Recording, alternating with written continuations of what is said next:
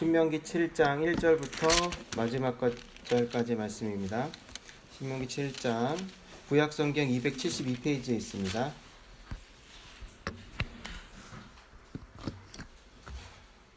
지난주에 제가 설교를 처신의 지혜와 신뢰의 지혜라고 말씀을 드렸었는데요. 우리가 일반적으로 성공하기 위해서는 노력을 해야 되죠. 노력도 어떻게 하느냐가 중요하죠. 그래서 정말 뭔가 예를 들어 사업을 한다 또는 뭐 어떤 고시 같은 걸 준비한다 그러면 정말 철저하게 준비를 해야 되지 않겠습니까? 그렇지만 그것만으로도 부족하죠, 사실은. 그래서 우리가 할 수 있는 어떤 부분은 분명히 있지만 그럼에도 불구하고 우리가 어떻게 통제할 수 없는, 손 쓸 수 없는 부분이 있는데 그것을 이제 세상 사람들은 운이라고 합니다. 그러니까 기회를 얻는 것, 그리고 내가 성공할 수 있도록 주변 상황이 협조적인 것, 이것이 정말 중요하죠. 그래서 이제 요즘 같이 그런 청년들이 취업하기 어려운 때에 어른들이 이렇게 언제 취업하냐, 또는 또 이제 집에서 이제 취업 못하고 이렇게 집에 있으면 이렇게 구박도 하고 그러면 이렇게 갈등이 생기지 않겠습니까? 그러면 노력을 안 하는 것 같다, 노력하면 안 될 게 뭐가 있느냐, 뭐 이런 얘기를 하시기도 하고, 그러면 이제 사이가 안 좋아지겠죠? 그러니까 이게 사실 뭐 청년들이 이제 취업을 못하는 이유가 물론 자기가 이제 노력을 안 하거나 또 실력이 부족하거나 그런 부분도 있지만 전반적으로 이 사회의 경제가 어렵기 때문에 안 되는 부분이 사실 더 크죠. 그런 부분은 사람이 어떻게 개인적으로 어떻게 할 수 있는 부분이 아니잖아요. 그래서 제가 어떤 성공한 사람들의 이야기를 이렇게 뭐 여러분도 많이 들어보셨겠지만 들어보면은 공통점을 찾을 수가 있는데, 그것은 운이라는 것, 그 행운을 아주 중요하게 생각한다는 거예요. 제가 끄고 오겠습니다.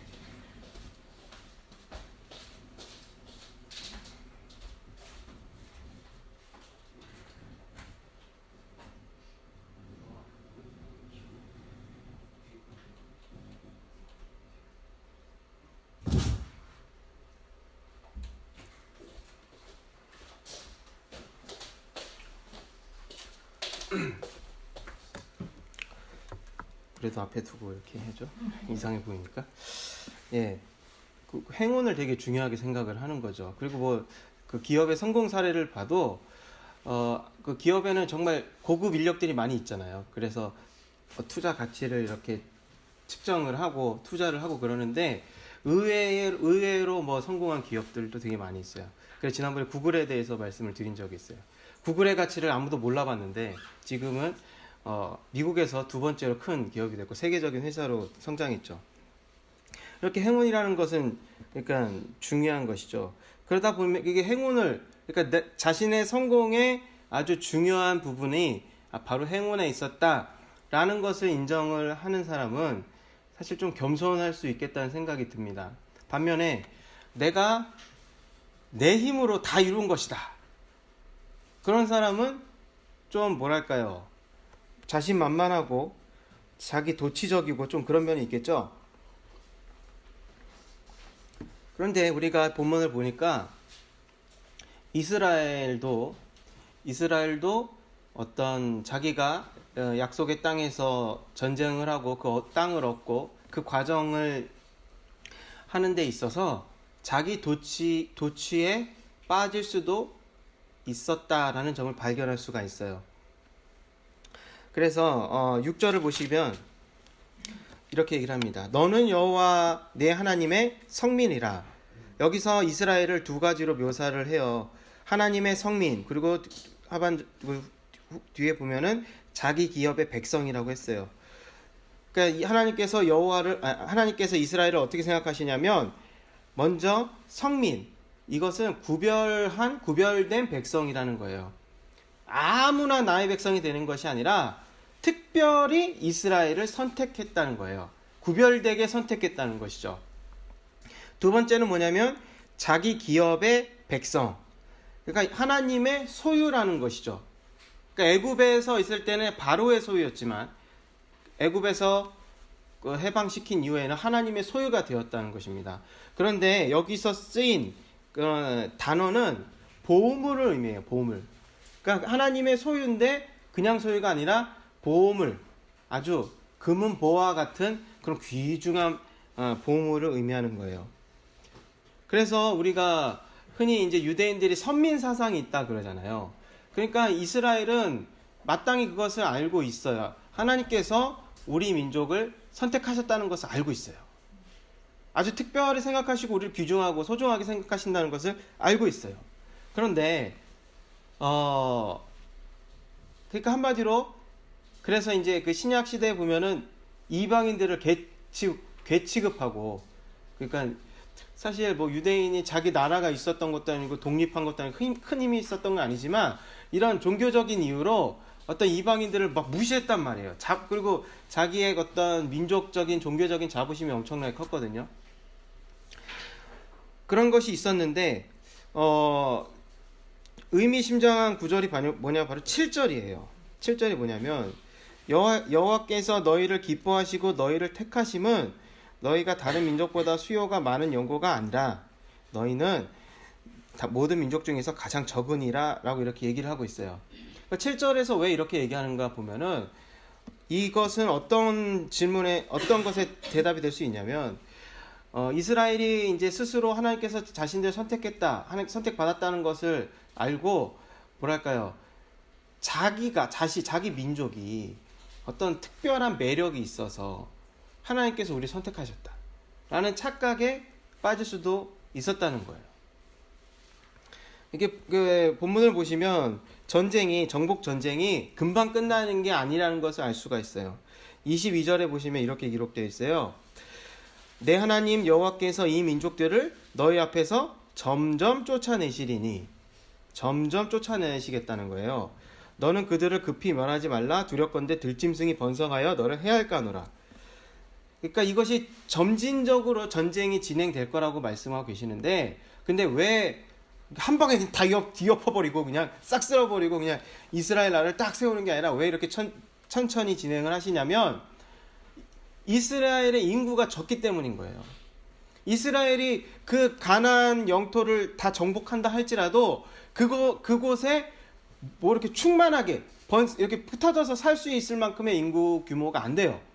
그러면 하나님께서 진멸하라 그랬잖아요. 그러니까 어떤 성을 진멸하고 이제 진멸했으면 이제 그 생명을 다 없애는 거잖아요. 그러면은 거기서 이제 이스라엘 사람들이 정착해 살아야 되는데 거기에 정착할 수 없으니까 어떤 도시는 이렇게 텅 비게 되겠죠. 그러면 황폐하게 되는 거죠. 그러면은 사람이 못 사는 황무지처럼 되는 거예요.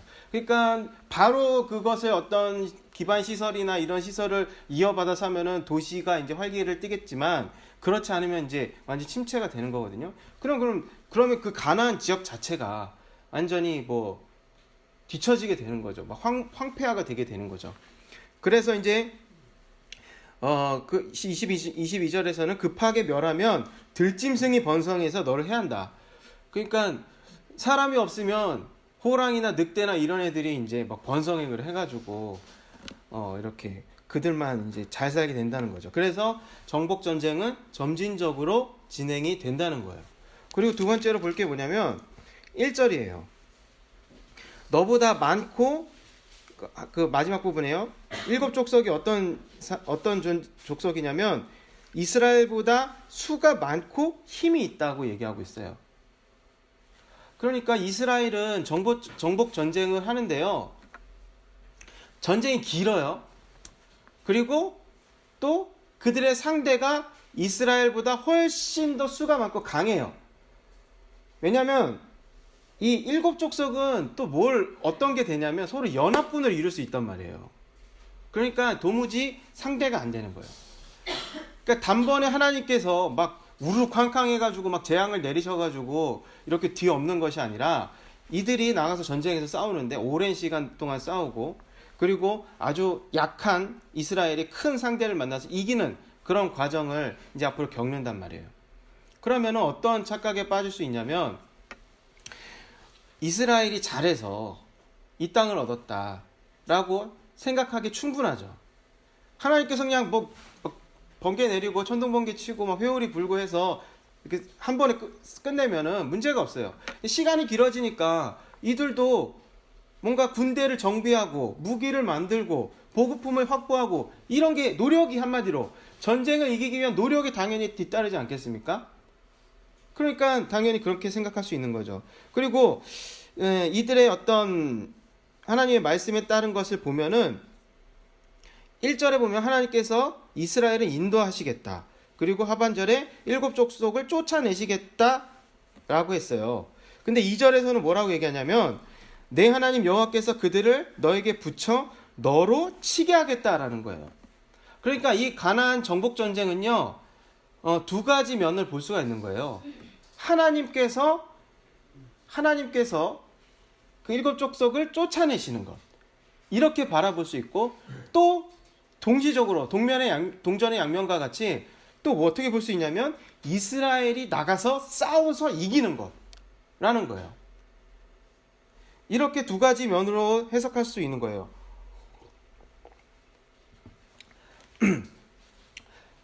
분명히 이스라엘은 7 족속을 이길 만한 힘이 없어요. 수도 모자르고 뭐 거점이 확보된 것도 아니고, 그러니까 보급품도 없고, 그리고 그래요. 그런데 그들이 이길 수 있는 단 하나의 힘은 뭐냐면 하나님의 도움밖에 없어요. 그래서 하나님께서 쫓아내신다라고 고백할 수 있는 거예요. 그렇지만 이스라엘이 두 손 놓고 하나님께서 그냥 바람 불어가지고 휙휙 이렇게 날려버리는 게 아니란 말이에요. 전장에 나가서 그들과 창칼을 겨누고 싸워야 해요. 이게 이스라엘이 해야 할 역할인 거예요.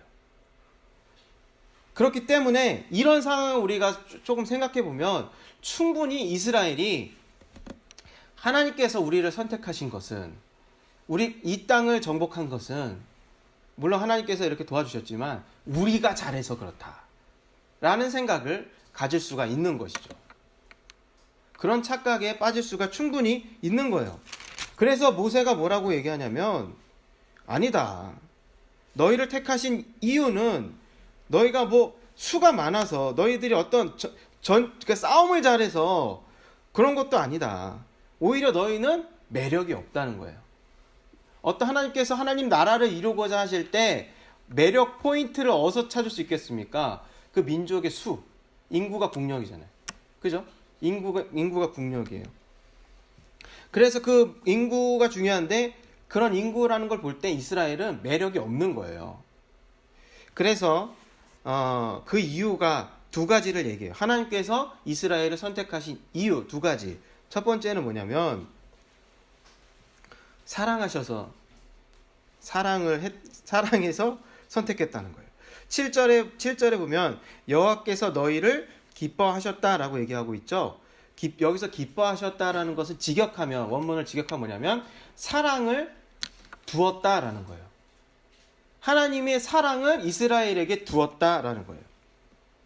그런데 여기서 이 사용된 동사가 어디서 또 사용되냐면 창세기 34장에서 야곱의 딸 디나가 강간을 당하는 사건이 있어요. 근데 그때 누가 그 범인이었냐면 그 지역의 족장의 아들이 범인이었어요. 그런데 이게 강간을 한 후에 디나하고 결혼을 하고 싶었어요. 그래가지고 야곱에게 가서, 그러니까 그의 아버지가 야곱에게 가서 이제 내 아들이 당신 딸을 아주 개역 성경으로 연련하고 있다라고 얘기해요. 개역 개정에서는 연연하고 있다라고 얘기를 해요.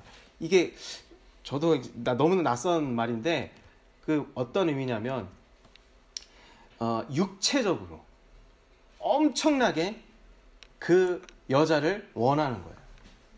그리고 신명기 다른 데서 사용된 용례를 보면은 신명기 몇 장이 거기 전쟁을 했는데 전쟁에서 이제 전쟁 포로 중에 있는데 보다가 너무 예뻐요. 누군가 하나가 포로 중에 너무나 예쁜 거예요. 그래서 그를 아내로 삼고 싶을 때, 그때도 연하다고 이렇게 성경에 이제 번역을 했는데, 그때 그런 마음, 아주 강렬하게 원하는 마음, 육체적으로 강렬하게 원하는 그런 마음이 바로 여기서 사용된 단어예요. 동사예요. 하나님께서 이스라엘을 그렇게 강렬하게 원하셨다. 그게 첫 번째 이유고요. 두 번째는 뭐냐면 8절에 이거예요. 8절에서 너희 열조에게 하신 맹세를 지켰다는 것이죠. 아브라함과 하신 약속을 지키셨다. 즉 하나님께서는 약속을 끝까지 지키시기 때문이다 라는 거예요. 이 두 가지 이유 때문에 이스라엘을 선택하셨다는 거예요. 그러니까 이스라엘 자신만의 매력이 있어서 선택받은 것이 전혀 아니에요. 전혀 그런 점을 찾을 수가 없어요. 따라서 이스라엘이 전쟁에 나가서 이긴다 할지라도 그것은 자기의 공로가 아니라 하나님께 모든 공로를 돌려야 할 수밖에 없는 것이죠. 참 이런 점은 한편으로 우리에게 엄청나게 위로가 되죠. 그렇죠. 하나님께서 이스라엘을 이렇게 선택하셨듯이 우리를 부르셨잖아요. 그죠? 부르셔서 이 자리에 나오신 것이고 이렇게 믿음을 갖게 되는 것이죠. 하나님께서는 우리를 부르셨을 때 우리의 스펙을 전혀 안 보셨다는 거예요. 섭섭하십니까? 우리의 자질을, 개인적인 매력 포인트를 살펴보시지 않는다는 거예요. 그게 이유가 될 수가 없다는 거예요. 하나님은 뭘 보시냐면 이 두 가지를 보시는 거예요. 그냥 사랑하셨다는 거예요. 그 왜 그러신지 모르겠지만 그냥 사랑하셨대요. 그냥 우리를 너무나 강렬하게 사랑하셨기 때문에 우리가 부르심을 받은 거고, 두 번째는 뭐냐면 아브라함과의 약속을 지키시는 거예요. 그 약속이 지금도 계속되고 있는 거예요. 아브라함의 후손이기도 해요. 우리는 그 영적으로. 그러니까요, 우리는 이것을 계속해서 기억을 해야 돼. 잊지 말아야 해요. 그렇지 않으면 우리는 어떤 착각에 빠질 수 있냐면 내 공로, 내가 뭔가를 더 잘해야지. 그러니까 뭐랄까, 나의 공로를 내세우려고 하고 더 사랑받기 위해서 뭔가를 애쓰고, 이런 행동들, 그런 착각과 실수에 빠지지 않을 수 있다는 것이죠. 하나님께서는 이스라엘을 사랑하셨는데 그냥 사랑하신 게 아니라, 그냥 일방적으로만 사랑하시는 게 아니라 하나님도 사랑을 받기를 원해요.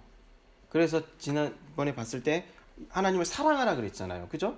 하나님을 사랑하라고 하셨어요. 그런데 이것을 이제 하나님께서 먼저 사랑하시고 약속의 땅을 주시고 뭔가 필요한 것을 다 주셨으니까, 은혜를 주셨으니까, 선물을 주셨으니까 이스라엘이 마땅한 그것에 대한 반응으로 하나님을 사랑할 수가 있어요. 하지만 또 다른 측면이 뭐가 있냐면 명령으로서의 사랑, 즉 하나님과 그러니까 하나님과 이스라엘의 관계는 뭐냐면 언약 관계라는 것, 이것을 잊지 말아야 한다는 거예요. 그래서 이 언약 관계라는 것은 뭐냐면 당사자 중에 한 사람이 그 언약을 지키지 않으면 그거에 대한 불이익이 있다는 것이죠. 그래서 하나님은 분명히 약속을 끝까지 지키시는, 영원히 지키시는 신실하신 분이시지만, 우리가 약속을 안 지킬 때, 그러니까 불순종할 때는 그것에 대해서 징계가 따를 수밖에 없어요. 왜냐하면 우리는 하나님과 언약적인 관계이기 때문에. 그렇지만 그럼에도 불구하고 하나님과 우리 사이의 언약이 우리가 잘못했다고 해서 깨지는 것이 아니라 하나님께서 자비를 베푸셔서, 그러니까 하나님께서 자신을 희생하셔서 그 언약을 이끌어 가신다는 거예요. 그래서 어찌됐든 우리가 어떤 마음으로, 그러니까 감정적으로 하나님께서 은혜에 감사해서 하는 순종이 있고, 그리고 또 언약 관계에서 마땅히 의무로서 순종해야 할 부분이 있는 거예요. 그래서 이제 그 언약적인 관계를 볼 때 분명히 불순종에는 보응이 따르는 것인데, 그래서 10절에서 그렇게 얘기하고 있죠. 그런데 이때 이 본문에서 강조하는 바가 뭐냐면 가나안 족속의 종교를 절대로 따르지 말라는 거예요. 절대로 따라서는 안 된다. 그래서 결혼도 하지 말라 그랬어요. 결혼을 왜 하지 말라는 거냐면 4절에 보니까 결혼을 하게 되면 처갓집 종교에 빠진다는 거예요. 처갓집 가나안 종교에 따르게 된다는 거예요. 생각해 보면 그래요.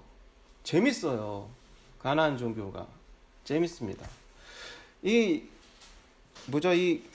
여호와 종교보다 가나안 종교가 훨씬 더 재밌는 거예요. 엔터테인먼트가 어마어마하게 많아요. 일단 제사가 파티예요. 제사가 파티. 아주 향락적인 파티. 그리고 목적이 아주 뚜렷해요. 이 가나안 종교는 풍요 이런 우리가 이제 전통 이런 전통 문화나 전통 우리나라 종교에서 흔하게 찾아볼 수 있듯이 풍요와 번영 이런 것이란 말이에요. 그러니까 쉽게 유혹에 빠질 수가 있어요. 하지만 결코 그것을 따라가지 말라는 거예요. 하나님께서 가나안 족속을 왜 진멸하라고 하셨을까요? 아브라함도 이 지역에 있었던 때가 있었어요. 아브라함과 이삭과 야곱이. 그때는 물론 이제 유목민으로서 이렇게 이동하며 살았어요. 그렇지만 이 아브라함과 이삭과 야곱이 가는 곳마다 칼을 들고 가나안 사람들을 죽이진 않았단 말이에요. 죽일 능력도 없었지만 그곳에서 서로 사이좋게 지냈어요. 그런데 창세기에선 그랬는데 이제 가나안 정복 전쟁 할 때는 양상이 완전히 바뀐 거예요. 가서 사이좋게 지내라고 하나님께서 말씀하시지 않고 진멸하라고 말씀하세요. 근데 그 이유가 뭐냐면 바로 하나님과 이스라엘의 이런 관계를, 이 언약 관계에 아주 치명적인 장애물, 걸림돌이 되기 때문에 그 가나안 족속을 진멸하라고 하신 거예요. 그러니까 하나님은 이스라엘과 언약 관계를 유지하고 싶어 하시죠. 신실하신 분이니까. 그런데 이것이 걸림돌이 된다면 그것을 제거해 버리는 거예요. 이것은 또한 무엇을 암시하는 거냐면 26절에 보면은 너는 가증한 것을 내 집에 들이지 말라. 너도 그와 같이 진멸당할 것이 될까 하노라. 이 말에서 볼 수 있듯이 이스라엘도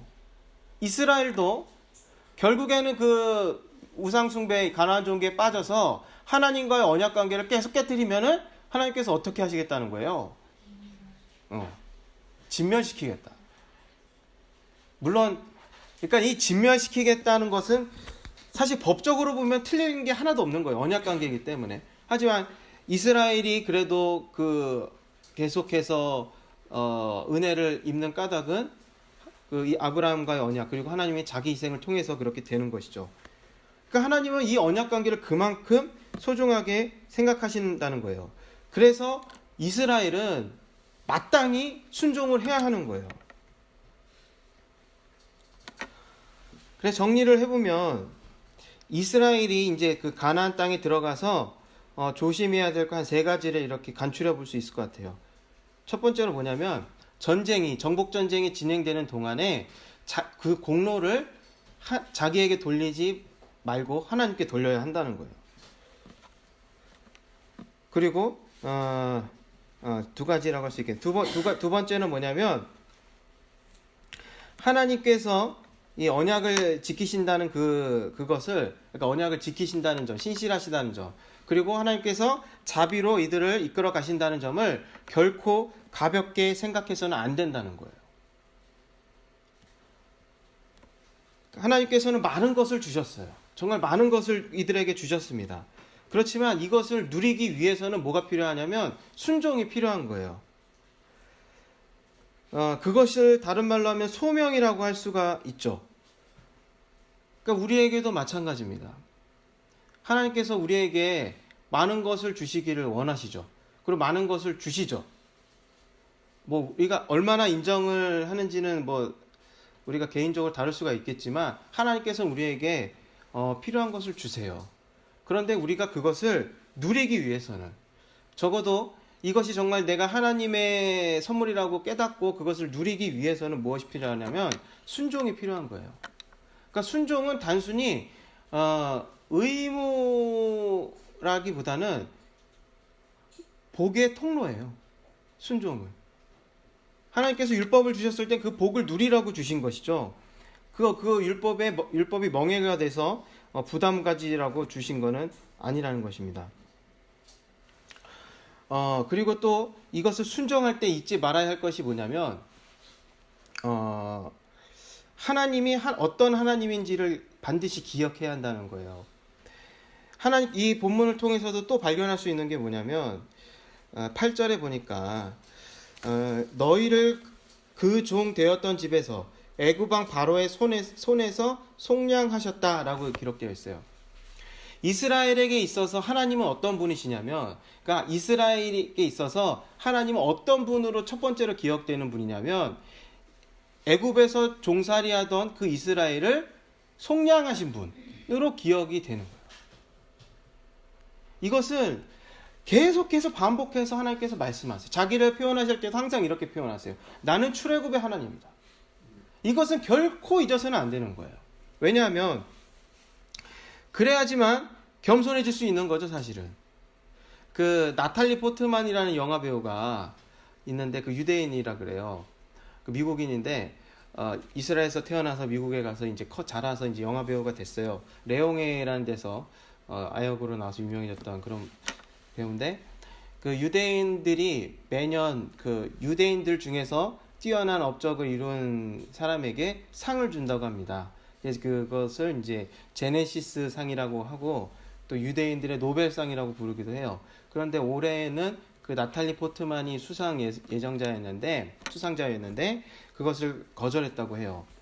왜 그러냐면 지금 이스라엘에서 팔레스타인 사람들을 너무나 핍박을 하고 있기 때문에, 그래서 그 상을 누가 주느냐면 총리가 주거든요. 이스라엘 총리가. 그러면 내가 총리를 지지하는 것처럼 보일까봐 나는 그래서 수상을 거절하고, 그리고 나는 그런 이스라엘이 그렇게 이 팔레스타인 사람들을 핍박하는 것에 반대한다라는 것을 이제 그런 이유를 대면서 이제 상을 거절했어요.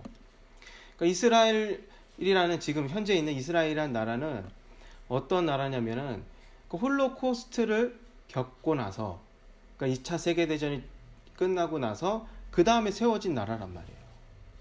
실제로 그 나라를 세운 사람들은 홀로코스트를 겪은 사람들, 유럽에서 정말 겨우 살아남은 사람들, 이런 사람들도 많이 있었다는 것이죠. 그런데 그랬던 그들이 지금 누구를 그렇게 핍박을 하고 있냐면 팔레스타인 사람들을 핍박을 하고 있는 거예요. 그래서 물론 이제 그들도 이제 신명기 말씀을 갖고 있죠. 그러니까 이런 것을 잊어버리는 거예요. 그러니까 우리가 하나님 말씀에 순종하려고 했을 때 잊지 말아야 할 것은 뭐냐면 바로 이런 출애굽의 하나님이라는 거예요. 아까도 말씀드렸다시피 우리가 하나님께 순종을 하고자 노력을 하면 뭐냐면 자연스럽게 내 노력을 의식할 수밖에 없어요. 그렇게 자연스럽지 않습니까? 여러분, 애정이 있고 사랑이 있으니까 열심히 하는 거잖아요. 그죠? 열심히 했는데 뭔가 돌아오는 게 없으면, 전혀 피드백이 없고 뭔가 돌아오는 게 없으면 실망하잖아요. 왜 그렇습니까? 내가 이만큼 했는데 알아주는 것도 없고 돌아오는 것도 없고 칭찬도 없고 그냥 구박이 당하고 이러면 속상한 거잖아요. 자연스럽게 그렇게 된단 말이에요. 그런데 우리를 그렇게 그런 점에서 우리를 항상 되돌아보고 겸손하게 우리를 이렇게 겸손하게 낮추려면은 그런 출애굽의 하나님을 항상 기억을 해야 한다는 거예요. 하나님께서는 우리를 어떤 자격이 있어서, 어떤 매력이 있어서 우리를 선택하시고 복을 주시는 것도 아니고, 오히려 하나님께서는 그냥 정말 애굽에서 종살이하던 그들, 보잘것없는 거짓대와 같은 그들을 그냥 단지 사랑하셨단 이유 하나만으로 그 아브라함과의 약속을 지키시겠다는 그것만으로 그들 이끌어내셨단 말이에요. 이런 점을 우리가 잊지 말아야, 계속 기억해야만 겸손할 수 있다는 생각이 듭니다. 사실 교회는요, 저는 그렇게 생각을 하는데 이 세상에서 가장 이상적인 곳이어야 된다고 생각을 해요. 세상과 교회, 그러니까 다른 점은 바로 그런 이상적인 면이 차이가 난다고 생각을 해요. 물론 이제 교회 안에서도 어떤 필요한 일들은 현실적인 일들이 있습니다. 하지만 교회가 가야 할 방향은 세상 사람들은 너무 비현실적이야, 또는 너무 뭐 꿈꾸는 소리다, 뭐 이런 말을 들을 정도로 이상적이어야 한다고 생각을 해요. 그래야지만 사람들이 이곳에 와서 우리 공동체 안에 있으면서 하나님 나라는 이런 것이구나 라는 것을 알 수 있게 해야 되거든요. 그러니까 우리는 그래서 이런 출애굽의 하나님을 기억해야 하는 거예요. 낮은 자를 위한 하나님, 약자를 위한 하나님. 그래서 교회에서는 다 형제 자매예요. 물론 이 대한민국에서는 함부로 제가 형제 자매라고 부를 수 없습니다.